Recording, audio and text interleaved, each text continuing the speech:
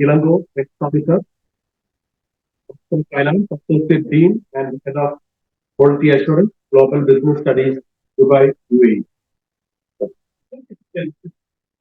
Good morning, Phyllis. How are you doing? First of all, welcome to UAE. Welcome to Sharjah. It's a matter of great pleasure, pride, and honor that my good friend Dr. Prakash has invited me to this conference. So many congratulations and thank you for attending this.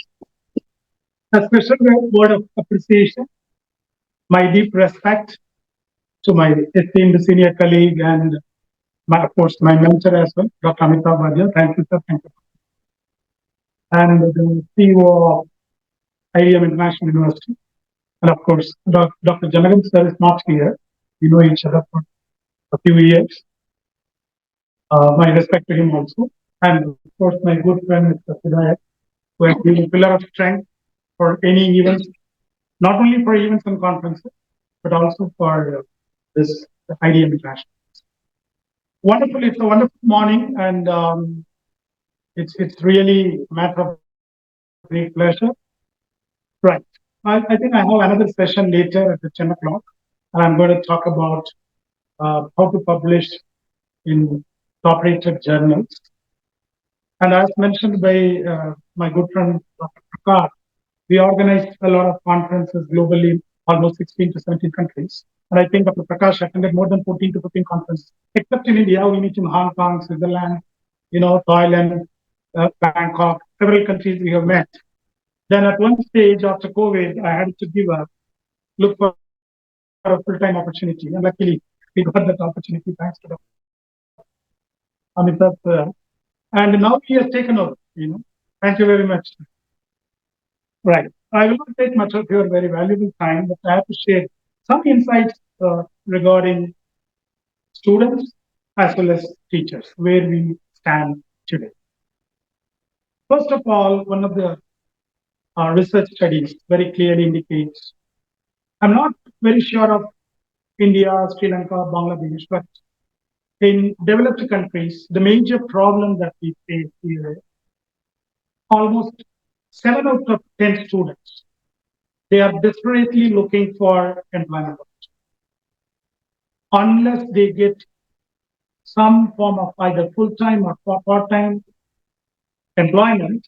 It will be very difficult for them to continue their studies and recover.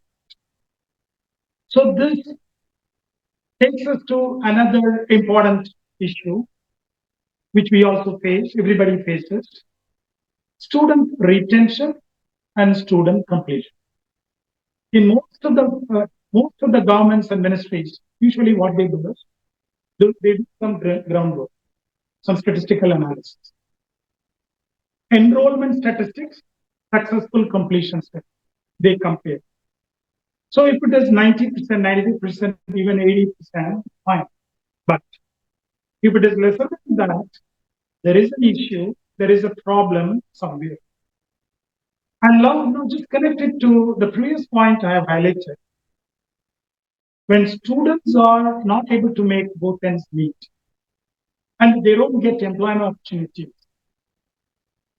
the fee that they have to pay for continuing with their studies, in developed countries, it's okay, the fee is fine. But when they travel abroad, particularly UK, US, countries like UAE and other destinations, they find it very. So when there is a problem issue with getting bread and butter, how do you expect somebody to focus on study? So what we have to do as academicians, it's not only just talking and talking in the classroom. We have to ensure that the loop is complete. So academics should also greatly connect with industries. They should also have strong relationship with job makers. I'll put it this way: we should not only contribute ourselves to adding knowledge, giving more knowledge and support to the students. We should also help them by connecting with the employers. They've just from camp corporate. So when students are convinced, confident, yes, I'm joining this university, I'm going to take this. I am going to get part-time employment opportunity or full-time employment opportunity. Or this country has great potential to absorb people like then the student retention, student completion will be very.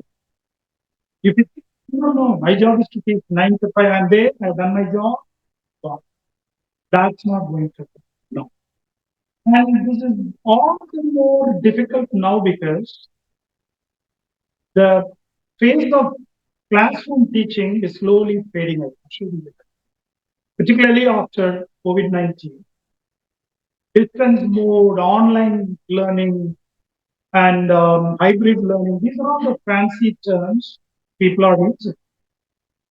Earlier, even now, ministries have got restrictions. In a class, 25 students or 30 students. Research means, PG means somewhere around 15 students, 22 students. That's limited now. You can have a class of 200 students, 300 students. It puts all of us under pressure. You check exam papers, award grades for 20 people or 200 people, doesn't matter. But at the end of the day, you have to do.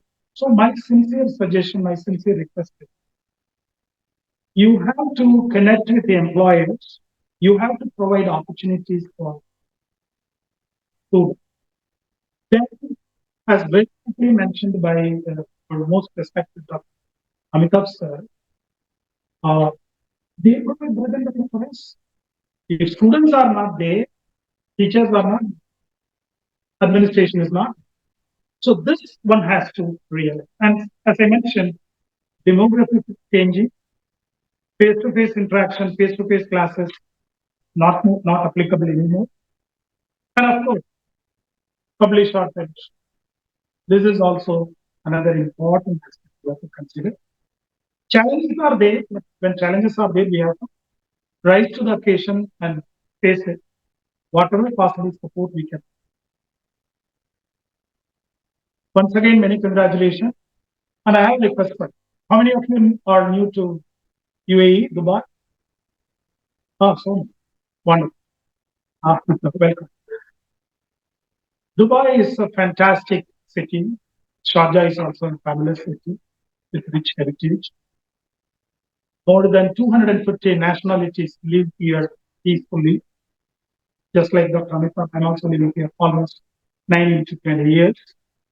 So, academic part is one, publication, adding value, knowledge is one part.